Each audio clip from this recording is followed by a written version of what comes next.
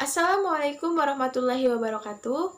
Sebelumnya, perkenalkan kami dari kelompok 1 yang beranggotakan saya sendiri, Putri Farida Ibadati, dan dua teman saya, yaitu Anggun Alawiyah dan Tri Abdul Aziz. Kami di sini akan menjelaskan mengenai dunia teori komunikasi. Teori merupakan gagasan atau ide bagaimana sesuatu dapat terjadi yang dapat berubah dari waktu ke waktu ketika seseorang menemukan hal baru atau perspektif baru, yang dimana bertujuan untuk memutuskan apa yang penting dan apa yang tidak penting, serta memperkirakan apa yang akan terjadi selanjutnya. Sedangkan komunikasi merupakan salah satu aspek terpenting dalam kehidupan manusia sebagai makhluk sosial. Jadi, teori komunikasi merupakan upaya para ahli dalam menjelaskan cara manusia berkomunikasi dan yang akan terjadi selama komunikasi itu berlangsung. Selanjutnya, studi komunikasi.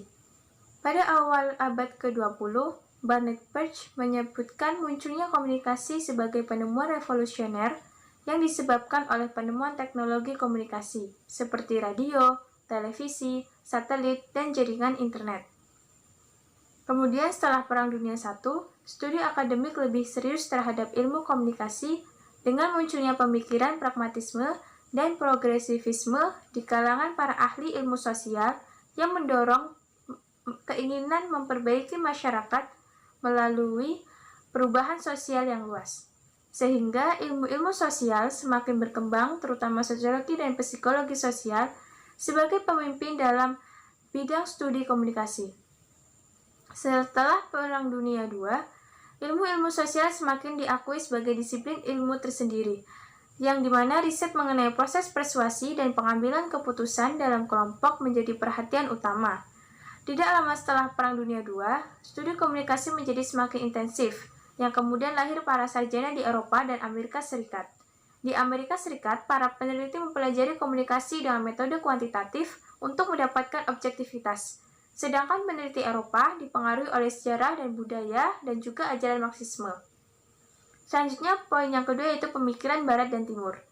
Dalam pemikiran Barat dan Timur ini terdapat beberapa perbedaan studi komunikasi. Di antaranya yang pertama yaitu teori komunikasi Timur lebih fokus pada keseluruhan yang menjerumus kepada kesatuan atau unity, sedangkan teori komunikasi Barat dipengaruhi oleh bagian-bagian yang tidak ingin menyatukan bagian tersebut menjadi satu kesatuan. Yang kedua, sebagian besar teori Barat menekankan pada visi individualisme, sedangkan teori Timur memandang efek komunitas. Dan yang ketiga, kebanyakan teori Barat didominasi oleh bahasa, sedangkan teori Timur melalui simbol-simbol verbal sebagai hal yang tidak terlalu penting. Oke, kita akan masuk ke pembahasan pengklasifikasian atau pengelompokan dari teori komunikasi. Jadi seperti yang kita tahu bahwa teori komunikasi itu jumlahnya sangat banyak. Jadi bagaimana cara kita mempelajarinya? Yaitu dengan cara pengklasifikasian atau dengan cara pengelompokan dari teori komunikasi. Nah, menurut Littlejohn dalam bukunya yang berjudul Theories of Human Communication, pengklasifikasian atau pengelompokan teori komunikasi dibagi menjadi 4. Yang pertama adalah pengklasifikasian atau pengelompokan teori komunikasi berdasarkan jenis, yang kedua adalah berdasarkan tingkatan, yang ketiga berdasarkan inti, dan yang keempat adalah berdasarkan struktur intelektual. Oke, kita akan membahas tentang pembagian atau pengklasifikasian teori komunikasi berdasarkan jenis. Nah, pada pembagian atau pengklasifikasian berdasarkan jenis ini, kita dapat melihat perbedaan dan persamaan dari teori-teori komunikasi. Pada pengklasifikasian ini, teori-teori komunikasi dibagi menjadi 5. Yang pertama adalah teori struktural dan fungsional, yang kedua teori kognitif dan tingkah laku, yang ketiga teori interaksi, yang keempat teori interpretasi, dan yang kelima adalah teori kritis. Untuk penjelasan dari masing-masing teori mungkin akan dibahas oleh kelompok yang selanjutnya. Nah, cara lain dalam pengklasifikasian atau pengelompokan teori komunikasi adalah cara pengelompokan atau pengklasifikasian berdasarkan tingkatan. Cara ini sudah paling umum dilakukan mulai dari komunikasi interpersonal, komunikasi kelompok, komunikasi organisasi, maupun komunikasi massa. Nah, untuk penjelasan dari masing-masing teori komunikasi itu mungkin akan dibahas di kelompok selanjutnya. Oke, kita akan lanjut ke materi yang selanjutnya. Kemudian klasifikasi teori komunikasi yang selanjutnya yaitu teori komunikasi inti. Teori inti sangat penting bagi kita karena dapat membantu memahami komunikasi secara umum.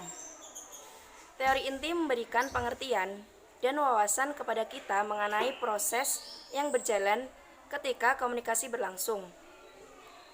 Teori-teori komunikasi tertentu yang memberikan perhatian pada aspek-aspek tertentu atau level tertentu dalam komunikasi pada dasarnya juga menjelaskan proses umum komunikasi ini. Teori komunikasi inti memiliki unsur-unsur yang mencakup. Yang pertama yaitu pembentukan pesan, kemudian pembentukan makna, kemudian struktur pesan, dinamika interaksi, dan dinamika sosial. Klasifikasi teori komunikasi yang selanjutnya yaitu teori komunikasi struktur intelektual. Dalam upayanya untuk menyatukan berbagai teori komunikasi yang berbeda-beda itu, John Powers pada tahun 1995 membuat suatu model struktur komunikasi yang berupaya menggabungkan seluruh teori komunikasi yang sudah dibahas, mulai dari teori komunikasi berdasarkan jenis, level, dan inti. Model tersebut terdiri atas 4 tingkat, yaitu tingkat yang pertama, yaitu isi dan bentuk pesan. Tingkat yang kedua yaitu komunikator sebagai individu, peserta dalam hubungan sosial, dan anggota masyarakat budaya. Tingkat yang ketiga yaitu level komunikasi, termasuk komunikasi publik, komunikasi kelompok kecil, dan komunikasi interpersonal. Tingkat yang keempat yaitu konteks dan situasi komunikasi berlangsung seperti bidang kesehatan, organisasi, agama, pengadilan, dan masih banyak lainnya. Kemudian yang selanjutnya yaitu teori elemen komunikasi. Cara lain dalam memandang komunikasi adalah berdasarkan elemen atau unsur-unsur yang membentuk komunikasi. Para ahli komunikasi telah lama meneliti masing-masing elemen komunikasi untuk menentukan peran dari masing-masing elemen komunikasi untuk menentukan efektivitas komunikasi. Pada umumnya, studi komunikasi pada masa lalu lebih menekankan pada upaya membujuk atau persuasi sebagai bentuk efek yang diinginkan. Namun, perkembangan mutakhir belakangan ini menunjukkan penelitian komunikasi telah semakin luas dalam hal cakupan efek yang dipelajari. Komunikasi tidak hanya terbatas pada upaya membujuk, tetapi juga upaya memaksa. Pada dasarnya, gagasan mengenai elemen komunikasi ini adalah juga teori yang melihat komunikasi berdasarkan unsur-unsur atau elemen yang membentuknya, yang terdiri dari komunikator, encoding, pesan, saluran, decoding, komunikan, umpan balik, dan gangguan. Sekian penjelasan dari kami. Kurang lebihnya mohon maaf.